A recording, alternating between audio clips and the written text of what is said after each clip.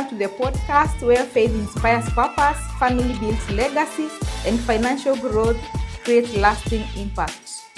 Whether you are pursuing purpose, building a home, growing a business, or becoming the best version of yourself, you belong here.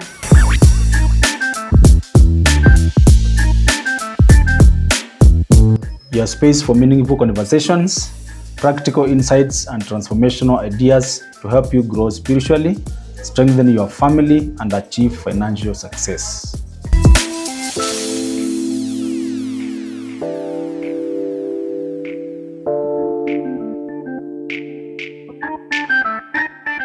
Every episode is designed to equip, inspire, and challenge you to live intentionally and grow in every area of your life.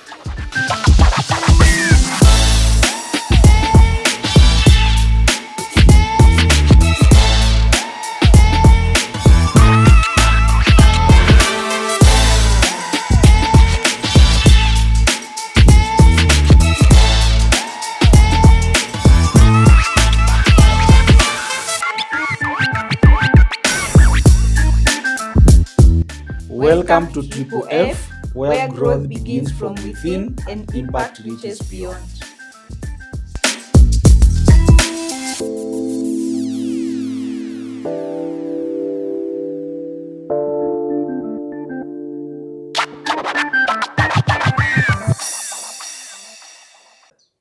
Welcome to another exciting episode of Triple F podcast, Faith, Family, and Finances. Today, we are discussing a topic that is the heart of every successful marriage, trust. I'm your host, David. And I'm your host, Caro. Welcome back. Trust is the foundation upon which every successful marriage is built. Without trust, love becomes unsustainable, communication suffers, and even the most fundamental things in marriage, they will not be able to go smoothly because there is no trust. Therefore, today we are going to explore this foundation where every marriage is built and without which marriages cannot stand. We are going to, on our point number 1, why trust matters in marriage. Trust creates emotional safety where our couples feel vulnerable with each other. And by that, when you trust your partner in marriage, you'll be able to do, you will not be able to suffer any challenge because you trust them and you'll be able to pour your heart out to them. So trust is very important. Absolutely. In marriage. That is why we are saying when trust is present, communication becomes very easy. When trust is present, conflicts are solved more effectively. When trust is present, couples experience a lot of peace, they experience a lot of security, and intimacy grows strong. Remember that trust is earned in drops, but it can be lost in buckets. So point number 2, we are looking at ways in which you can be able to build trust, and we are saying keeping the promise. Be a person who can be reliable on the promise that you keep to your partner. Ensure that what you say is what you be able to do. Being honest, and even when it is difficult. Sometimes people usually say, especially to men, to ladies, wasemanga kwamba some ladies lazima wapewe kauongo ndio waweze kuamini. But I usually tell people it is important to be honest even when it is not convenient. Being faithful and loyal. Faithfulness and loyalty is not only about the area of intimacy, but even to the things that we do, even the communication, where you are, who are you with, what are you doing. Though men sometimes tend to say that ladies are controlling when they ask such kind of questions, but then we chose to do life together. Therefore, in my interpretation, it means that you are concerned about me. You just want to be secure. He's safe. So it is not about being controlled men, but they just want to be sure that you are okay. Being dependable and reliable. Dependability and reliability is one of the ways that enables us to be able to build trust as we continue to walk this journey together. Therefore, can your partner depend on what you say? Can your partner depend on your decisions? And the other one is maintaining transparency in finances and personal decisions. When you are transparent on how you spend your finances, on personal decisions, on where you intend to go, what you intend to do as an individual, when you discuss it together as a couple, this continues to build trust each and every other day. Yes, many people think that the grand gestures are the one that create trust, but in fact, it's those daily small habits Yes. that build trust. Maybe you have seen people, someone cheats on their partner, Yes. and then when they come to apologize. Sometimes wananunuliwa gari, they are taking maybe to a vacation somewhere, a very expensive one, but even if you are doing that, remember, regardless of that thing being so big, whatever you are doing, Yes. but whatever thing you did, your trust will be earned over a period of time. Sure. You can do something once big, but the other small things that matter. Sure. Will I be able to trust you again? So this leads us to point number 3: common trust breakers in marriage. Yes. And I think one of the biggest thing that leads to trust being broken in marriage is infidelity. Absolutely. And I think that is the major, although there are others, but that is the biggest, because the moment there is infidelity, Yes. you'll not be able to trust this person, even if they are genuinely late in a genuine thing. Yes. You'll be like, no, this Kuna person is mahali lying yako. to Yes. ananidanganya. So it's very we're supposed to be very cautious, even as you were saying about being faithful, because the moment you commit infidelity, then building that trust again, it will take a lot of time. Absolutely. And sometimes, even if it will be built, it will never go back to the original trust that was. Sure. Another one is dishonest and lying. Personally, I've come across some people who, especially men, they lie to their wife. They don't have a job. Yes. But they leave every morning. And they are not able to meet the daily bills. Yes. They are not able to pay rent, provide food. And I've seen a marriage that broke because of that. Because this person is not saying the truth. Yeah. Why can't you say, I don't have a job, I'm looking for one? Yes. But every morning you wake up very early, you go for work, Mtaa. you come late in the evening, Yes. umetoka job, but unadanganya. You know, that's living a lie. Sure. So it's even difficult to live with that kind of a person, because haujui hata wakati yako na ukweli, you will never tell. So lying is also one of the things that can, because the moment you lie to me and then I learn from another person you are lying, yes, you can imagine how heartbroken I will be. If I cannot trust you and you cannot tell me the truth, then and you are my life partner. So that one is a trigger. It can lead to breaking of trust. Then we have hidden financial decisions. Maybe you can decide as a man to surprise your wife. Unakuja na kagari kazuri tu, wewe unasema hii ni yetu. But basically, maybe at that moment, your family never needed a car. Yeah. But if you would have sat down, maybe you talk over it, ingekuwa solved, na muone, maybe we will buy a car in our next project, let us do this. Yes. Or maybe, and mostly I think it happens, although even it happens to ladies.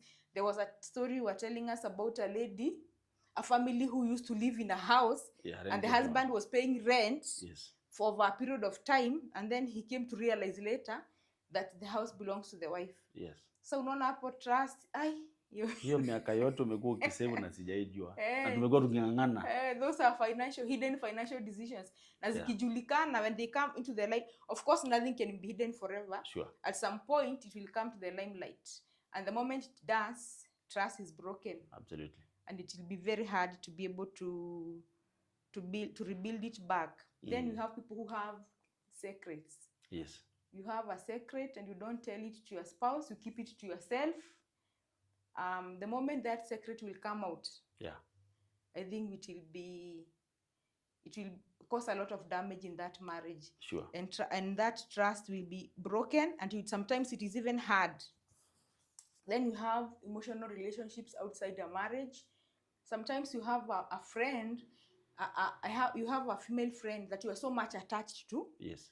But it's outside the marriage. So you see that when you attach to somebody emotionally, you'll be taking a lot of time. Yeah. Or spending more time with that person.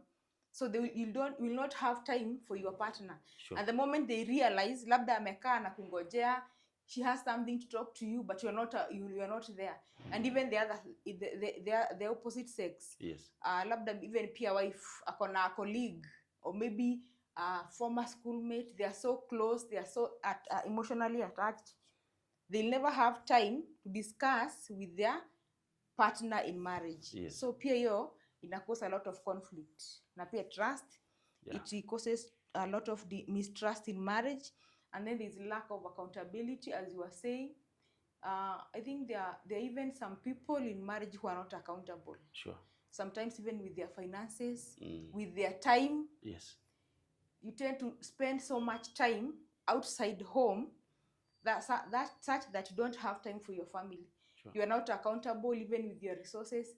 And I think sometimes, especially as women, I have 1,000, I'm supposed to go do a budget maybe for the weekend, lakini nikienda unajua ukienda soko kuna wale watu wa kuuza, they know how to catch women. Utasema kuna bei ya jioni, nguo ya mtoto na ya mwana. So so mama akisikia ni bei ya jioni ya mtoto na anaona hebu niingia hapo. Unaenda unakuta nguo na sana hizo za bei ya jioni ya mtoto na ya mwana zikuangi zile. So unakuta mtu amebeba a bunch, alafu anasahau kuna vitu zingine alikuwa afanye za nyumba. So it is very good to be accountable. Kama mmeallocate the finances for some specific thing, fadhali kufanya hiyo kwanza. Because now if I go and buy some stuff which we did not need at the moment, na labda chakula ndio ilikuwa inahitajika because we had a budget, unaona next time huyo mtu atanitrust. Sure. Hata ni pay your responsibility. So the moment that thing repeats itself, kutaanza kukuwa na disconnect. So it's very important to be accountable, because if there's no accountability, trust inaanza kuvunjika, kunaanza kukuwa na cracks. Sure. Agree with what you're saying, especially on the part of accountability and emotional attachment. Because sometimes you may realize if we are not be able to detach ourselves from, it is not bad to have friends, but then as we have friends, we need to have boundaries. Because you might find someone, especially a married couple, someone is spending so much time on their friends to a point that now I start doubting whether this is just a friend. Because inaweza kuwa you talk too much to your friend. For example, let me an example. Umechelewa mahali, unafika nyumbani, unaulizwa ulikuwa wapi? Tulikuwa na Devi.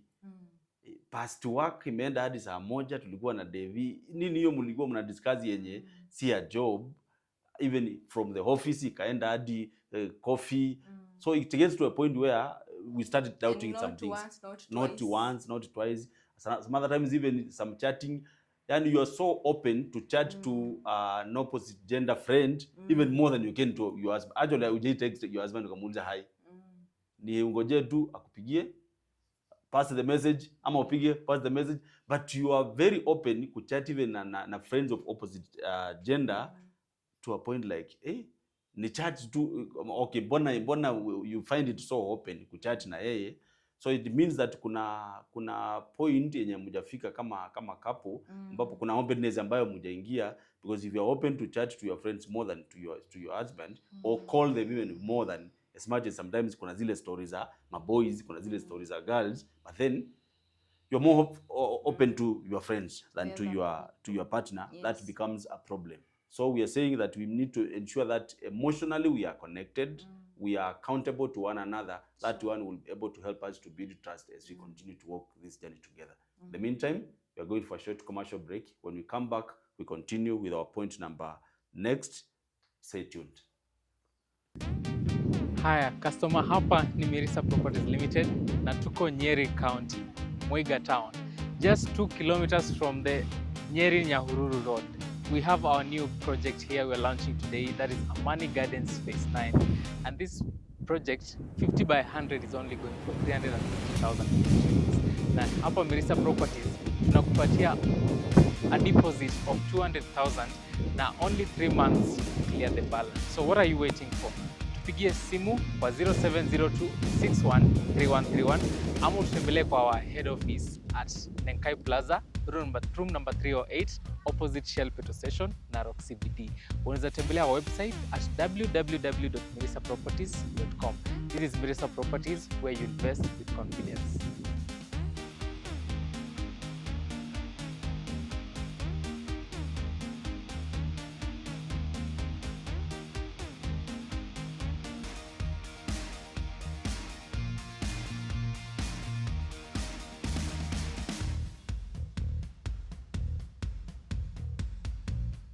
Welcome back. This is our Triple F podcast, Family, Faith, and Finances. And today we are looking at ways trust can be built in marriage. And our point number 4, we are looking at the role of communication in building trust.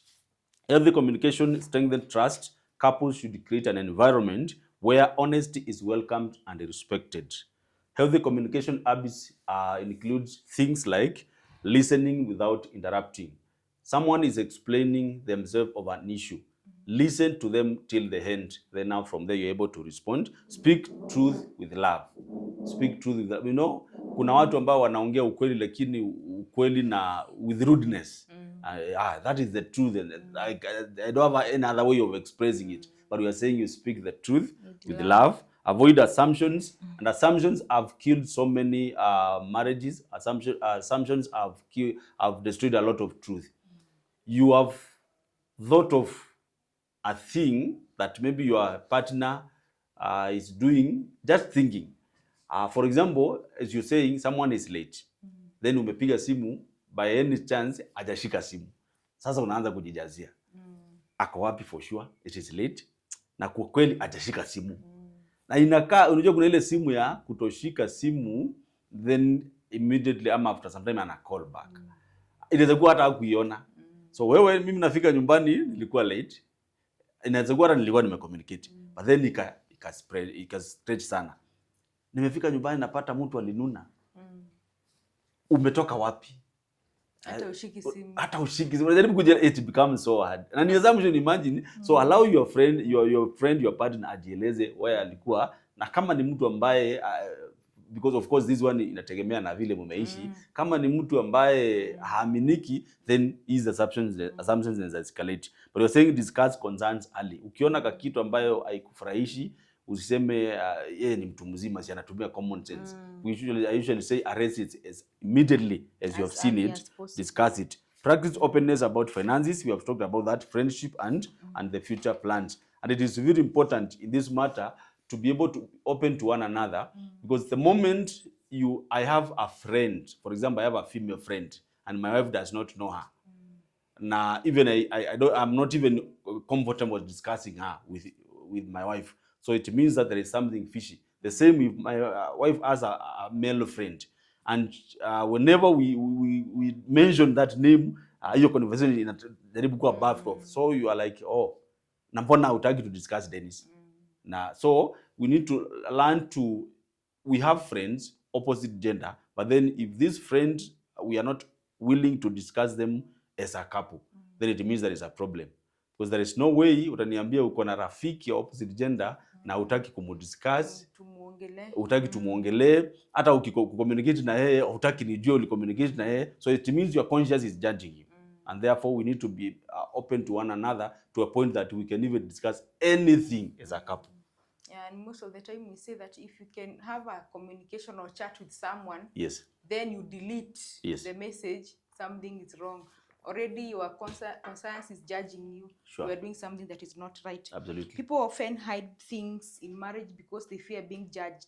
Yeah. And when we are in marriage, we're supposed to have those honest conversations. As you are saying, even as we correct, yes, let us not be rude. Let us do it in love. Sure. Unajua kuna ule mtu anakucorrect, but with that si umefanya. Yeah. So like with that, like anafanya with anger, maybe with grudges. Anataka kukufilisha. Anataka ufeel that pain pia because you did it. Yes. But now it is always good to do it with love. Sure. Because you care for this person, you are caring for this person. Yes. And therefore, our point number 5, rebuilding trust after it has been broken. And I think that is the hardest part. Sure. But it must be done.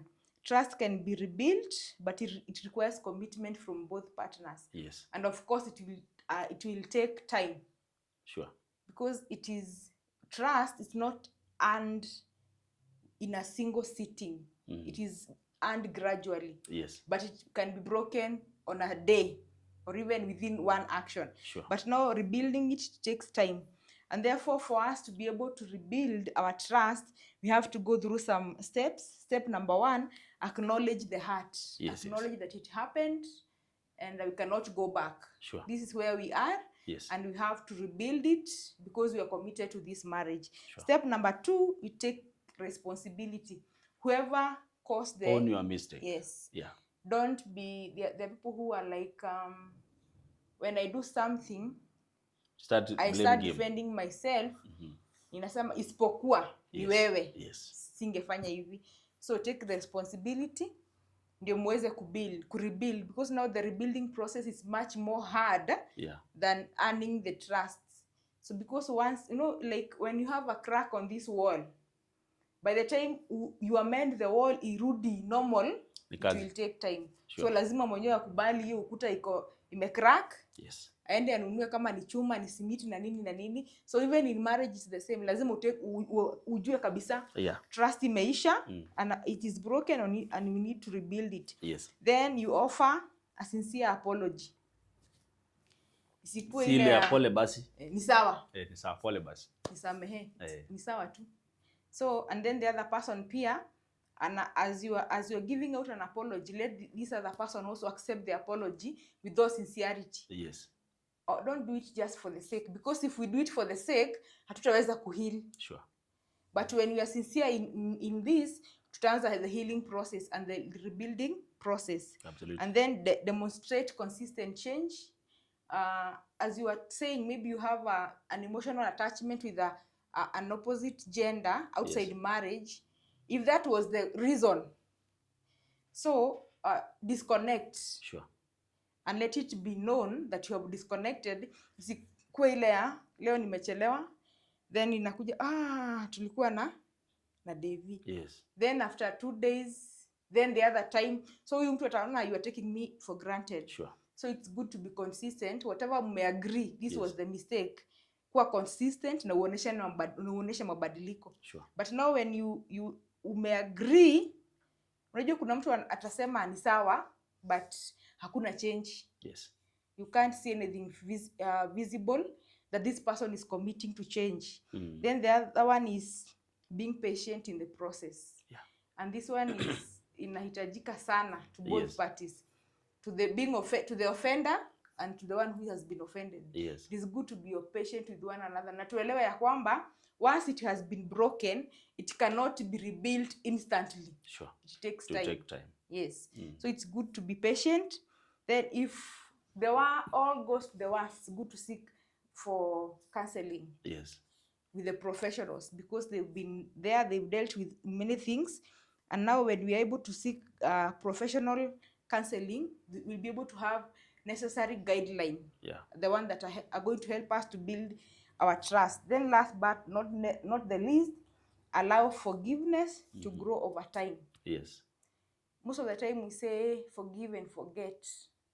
It doesn't come as easily as it is said. Sure. Especially when it's something big. So it's good to allow that forgiveness. Don't even the one ambao will offend, don't force ama demand. Sure. Sasa lazima udisamehe. It will take some time. Remember the person that you mwenye umehurt, this is the person that you are the most trusted person to this in the whole world. Yes. Because by the time I'm committing myself to you, si kuna watu wengine walikuwa wamekuja all over. Sure. But I chose you and I gave my trust to you. Yes. So I'm vulnerable to you, and then so many hurt, it will take time. Absolutely. So even the forgiveness process, it will take time. Yeah. So ni vizuri tukue patient, but it is possible. Yeah, it's not easy to forgive and forget because once it is broken. For example, I heard of a story. Someone, a man was saying, I used to trust my wife so much to the point that haungeniambia kitu and nimefanya nikubali. But then it got to a point when this lady misbehaved. Now to the point that the man himself said, for sure, hata nikiambiwa saa hii amepatikana mahali, ninaweza amini. Because vile nilikuwa ninamwamini, that trust amevunja. So hata saa hii nikiambiwa kitu hata kama si ya ukweli, it is easy to believe kwamba she was there because of the occurrences of the things that the lady was doing, or even the man was doing. So it is important to make sure that we are very intentional on this. And then even when you're talking about openness and the communication, it gets to a point that, for example, your husband or your wife anaweza kwambia, I'm not comfortable with Devi. So by the time I get to the point I'm not comfortable with Devi, kuna vitu nimeona. There are some triggers. Kuna vitu nimeona occasionally. I'm not comfortable with Karo. Kuna vitu ameona. So we need to address it. And most of the time, yes, not like wives, yes, they have what we call the sixth sense. Yes. Sometimes I will sense something, yeah, so many miles far away, yes, but which you cannot sense even when it is right next to you. Exactly. So when a wife tells you, ai mtu fulani, yeah, even if it's a male friend, yes, kwambia, ai story yako na John, yeah, haini kuna venye.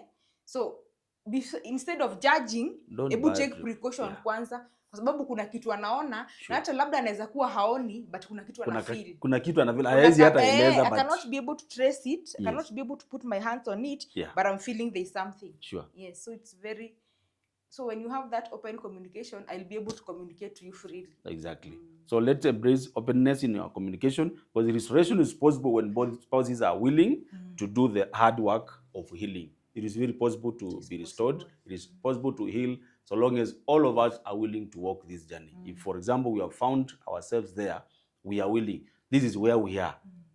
We say till death do us apart. So how do we do it to make sure that we get back to where we are supposed to be? In the meantime, we're going for another short commercial break. When we come back, we continue with our point number 6. Stay tuned. Customer, umekuwa ukiuliza sana. Uko na plot nje ya Narok? Mko na plot nje ya Narok? Leo Mirisa Properties tumewasikiza na tumewaletea plots hapa Nyeri, Muiga Town. Hapa ni 2 kilometers of Nyeri Nyahururu Road, na hizi ploti zinaenda na 350,000 shillings only. You can pay 200,000, and then kama kawaida at Mirisa Properties, we give you 3 months to clear your balance. You can call us today on 0702613131, or you can visit our head office in Narok Town, Nenkai Plaza, room 308. Karibu sana.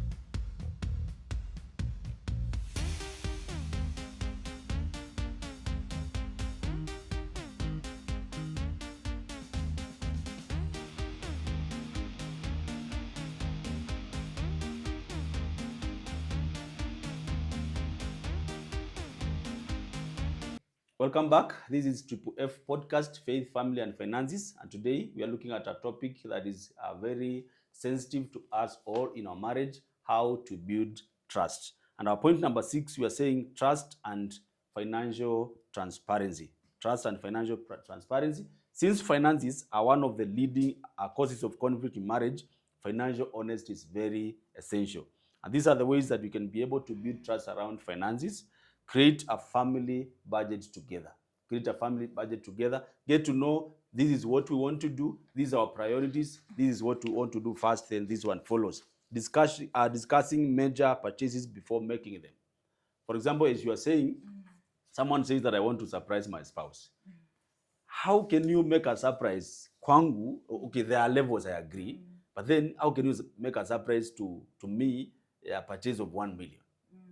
Sijawahi jua ukisave 1 million. And then you're telling me it's a surprise. I want to surprise my wife. I want to surprise my husband. I've said there are levels. We can be in those levels where, yes, sure, financial levels where 1 million for sure can be a surprise. Inaweza kuwa nimetoka nimepiga deal ya 10 million. So surprising you with 1 million, but then a major purchase like a purchase worth 1 million. Haujai ni involve, hata sijai jua, then you're talking about surprise. You will be surprised. Si mimi uta surprise wewe, utakuwa surprise. So we need to make sure that we discuss those major purchases before we make them. Avoid secret dates. Even before we get married, tumeanza kuchumbiana, we are planning to get married. Sijai kuambia kwamba niko na deni. Uje niambia kwamba uko na deni. Tuliassume mimi nilijua una hand.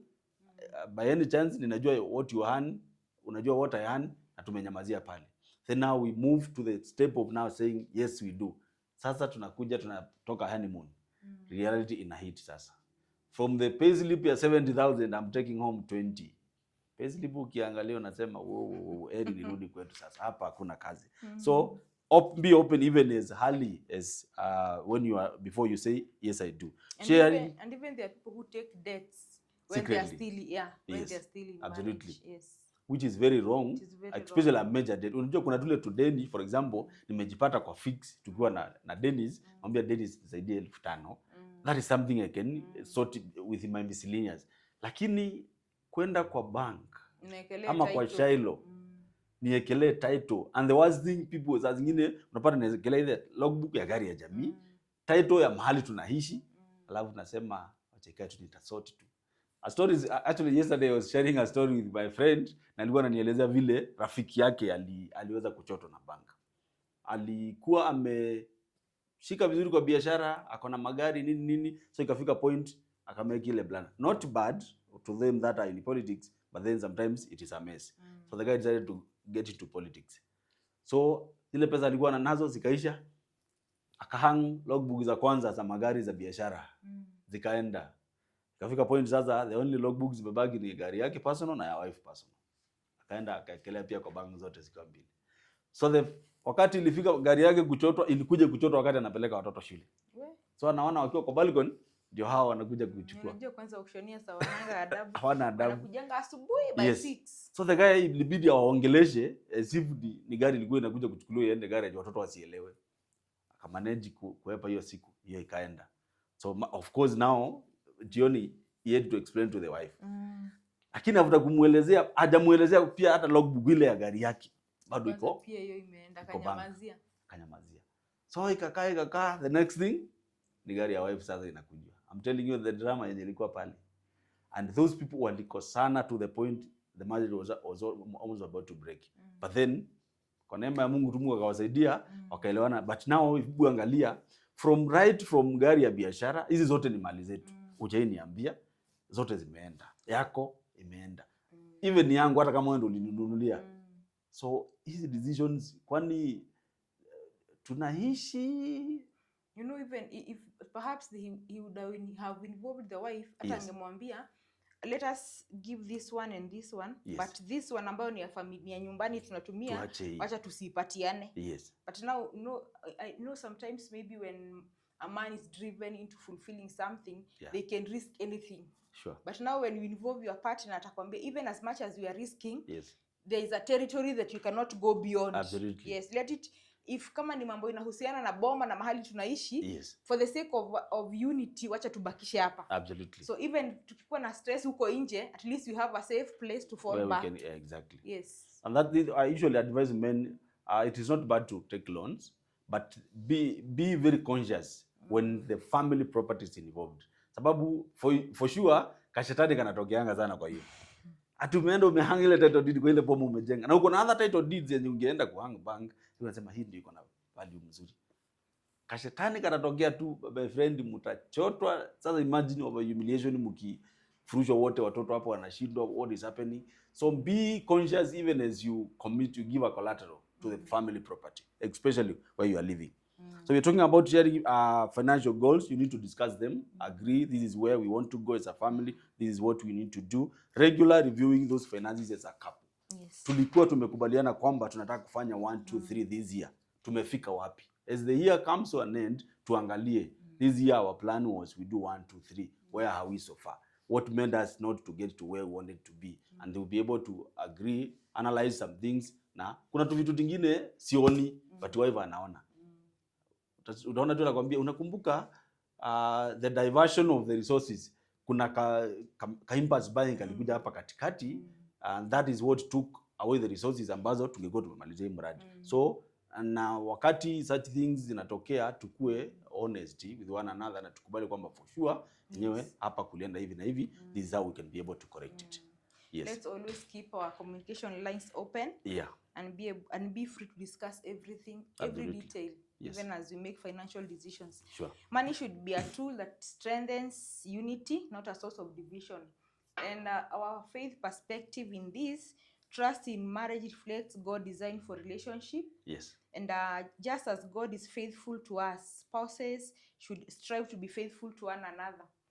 And as we put it in that perspective, You know, the Bible says that Christ is the head of the church, Yes. and the husband is the head of the The home. family. So as the head of the home, and the wife is supposed to be to be subject to the husband. It's not ile subject ya Mtoto kama mtoto mdogo actually. Yeah. It is like, it is being at the same, you are not, okay, the man is the authority, Yes. but you are able to communicate. The man is not who makes the decision for the Yes. home. You Yeah. communicate, and then you come to a point of agreement. Yes. So that you'll be able to move forward, because Sure. the Bible says that two cannot walk unless they agree. Yes. So even if the man, as the man, you are the head, you must come to an agreement. Sure. Even of how you are running your home. Because as you are saying, even as you are running our home as the husband and wife, Yeah. we have other people who are watching, and who are our children. Yes. And what legacy are we passing to them? And therefore, this leads us to 1 Corinthians chapter 13, verse 3, which says that love bears all things, Yes. believes all things, hopes all things, and endures all things. Yes. And if this is our foundation, and because we are discussing, this is Triple F podcast, faith, family, and finances, and because faith is our foundation, Yeah.